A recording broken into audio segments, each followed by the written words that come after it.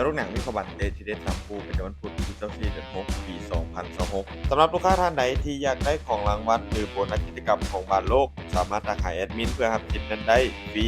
เรามาเริ่มกันอีกคุยหนึงในรายการบานโลกความเป็นกลุ่มของกลุ่มที่เตะในเวลา20:00ของคืนนี้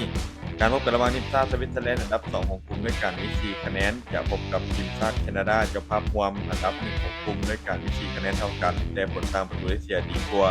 สวิตเซอร์แลนด์พวกเขาเป็นทีมที่มีเกมรับที่ค่อนข้างแข็งแกร่งเป็นระบบทีมที่เก็บประตูค่อนข้างยากส่วนทีมชาติแคนาดาพวกเขามีความการเล่นส่วนหลังที่ถือว่าพัฒนาขึ้นหลายเกมบุกของทีมมีความไวความแข็งแกร่งโดยเฉพาะจังหวะการเล่นเกมส่วนกลับภาพรวมในเกมนี้ค่อนข้างสูสีแคนาดาพวกเขากำลังอยู่ในช่วงฟอร์มที่ดีและเกมบุกที่มีความดุดันส่วนสวิตเซอร์แลนด์พวกเขามีประสบการณ์และความแน่นอนที่ดูดีกว่ามีโอกาสที่จบลงด้วยผลเสมอหรือสวิตเซอร์แลนด์อาจจะเสียชนะไปได้ถ้ามีความเจ็บคมเพียงพอ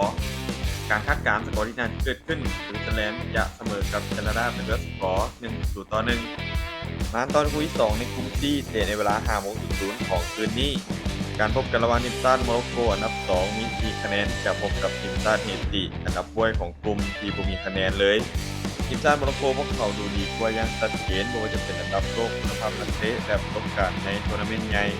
ส่วนทีมชาติเฮติพวกเขายังคงมีปัญหาในด้านการมีเกมรับค่อนข้างหลายทีมค่อนข้างเสียประตูง่ายโดยเฉพาะเวลาที่พบกับทีมของบานดีและบุกกดดันอย่างต่อเนื่องด้วยศักยภาพทีมและความแข็งแกร่งโดยรวมโมร็อกโกพวกเขายังคงเหนือกว่าในหลายด้านมีโอกาสค่อนข้างสูงที่พวกเขาจะเก็บชัยชนะไปได้ในเกมนี้แบบบ่ยาก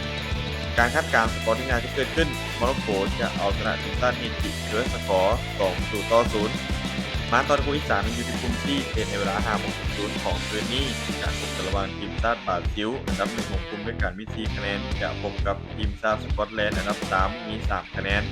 บราซิลเกมนี้พวกเขาถูกวางเป็นทีมที่เหนือกว่าอย่างชัดเจนในเรื่องคุณภาพนักเตะความสามารถสปอร์ตโตและประสบการณ์ในเกมใหญ่ส่วนทีมชาติสกอตแลนด์พวกเขาเป็นทีมที่มีเกมรับในระเบียบวินัยมีความแข็งแกร่งทางลูกกลางอากาศและสู้เต็มที่ในทุกจังหวะ เกมนี้คาดว่าพวกเขาน่าจะเน้นตั้งรับให้แน่นรอจังหวะการเล่นทีมครับผลเสมอหรือผลแพ้อาจจะเป็นผลดีและมีรุ่นที่จะผ่านสู่เข้ารอบต่อไปได้ด้วยอันดับที่3ส่วนทีมชาติบราซิลแน่นอนว่าพวกเขาจะเป็นฝ่ายที่ครองบาลและกดดันตลอดทั้งเกมหากพวกเขาสามารถเปิดประตูแรกได้ไว้เกมจะเปิดและมีโอกาสได้ยิงประตูเพิ่มได้เบิ่งจากภาพรวมในเกมนี้ยังคงให้ทีมชาติบราซิลดูดีกว่าและมีโอกาสเก็บชัยชนะเหนือสกอตแลนด์ไปได้ การคาดการณ์สกอร์ที่น่าจะเกิดขึ้นทีมชาติบราซิลจะเอาชนะทีมชาติสกอตแลนด์เป็นด้วยสกอร์2-0สุดท้ายนี้แต่ทุกคนสนใจแนวทางดีๆแบบนี้ถึงกดไลค์กดแชร์ออกไปเพื่อเป็นแนวทางเพิ่มเติมและไปสนใจอยากลงทุนสามารถกดลิงก์ผ่านหน้าช่องได้เลยเด้อ